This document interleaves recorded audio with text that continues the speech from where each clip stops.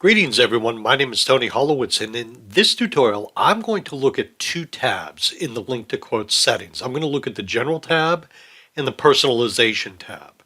So let's go back to the General tab for a moment. In this tab, we can make decisions on things such as quote numbers. So for example, a lot of times when you start a program, you might not want someone to know this is the very first quote you've ever done. So what you can do is come up with a random number. In this case, I came up with 254. And I said, okay, that's where I want to start my quotes. So the first quote I do will be number 254. And then the next thing is, how many digits do you want the quote number to be? I said 5. So you'll notice right up here it says 00254 to illustrate what the quote will look like. I can also put in a number prefix and suffix. So for example, if I want to put in th, and then I could put something after that, I could just put in Tony, for example. I'm not going to do that. I'm going to take these out. But the point being, I can also increase the digits of the quote number. So if I want it to be 9 digits long, I can make it a lot longer.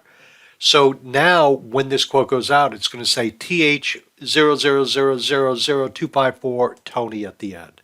Now this might be good if you have multiple people in the Teams edition.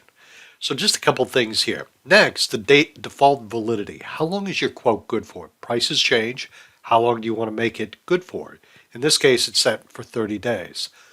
Default deposit rate. If you require deposit, maybe it's 10%, you could put that in here so it shows up on the quote. The email delivery content, quote delivery, we're going to address that in a separate tutorial about emails. But as you see, I've made some options here where I have a quote or a layout template that is called Service Classic Test B. And again, it's sort of an obscure name because as I was going through, I created just a sort of an obscure name for it. You can nail that down or make it better. But a lot of times as I'm just developing the layouts or templates, I'll just give it sort of an obscure name as I'm going along. Okay, let's move on from that. The default deposit due. Again, how many days after acceptance is it due? Maybe you want to give people 2 weeks to send you a deposit if it's a big product that you might not deliver for a while. Okay. Another thing I want to draw your attention here is attach PDF.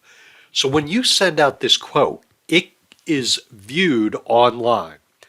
But if you find that it's important to include this quote in some kind of format that they can print out or see in a file, you can set it so it attaches it as a PDF as well. So they'll be able to view it online or view it as a PDF. Down here, supported currencies. You can have different types of currencies depending on where you're located. If you need a sales tax number or any tax settings, you can go through this. This is something I don't have to deal with that much, so I'm not really expert on this. And I'd say reach out to me or the good folks at Keystroke if you have questions on this. And then to go down a little bit further, extra features. How do we want to identify our products? By a name or an item number? Some companies use item numbers exclusively.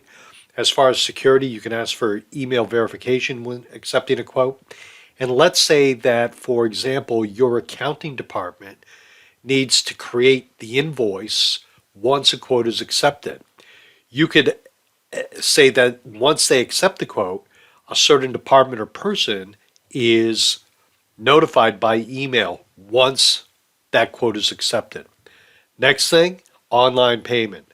Again, I'll address this in a different tutorial, but do you want to enable this? Do you want to enable that they can go in and accept that payment? In my quotes, I also have a payment link which they can just go to and visit. So some different options here. I think this is the kind of thing you might come in, look at once or twice, and revisit it on occasion. Just say, how can we make this a little bit better or different? Now, regarding personalization, personalization is much of the same information, but it can be personalized. So if you're in a team environment and you have multiple people using Link2Quotes, each person can have settings slightly different to personalize it for them as a user.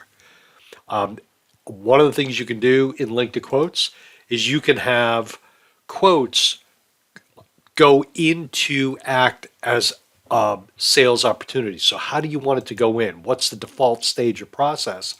Or what do you want to use as far as how to assign that stage? Okay. So a little bit of information in here. You can also assign a sales quota. So if your monthly sales quota is $10,000, you can see that as it plays out against your quotes and the acceptance of those quotes. So some interesting things you can do here. So personalization in general, I address those two tabs, and I'll come back in with other tutorials on Link2Quotes. Thank you so very much. You have a great day. Be well. Bye now.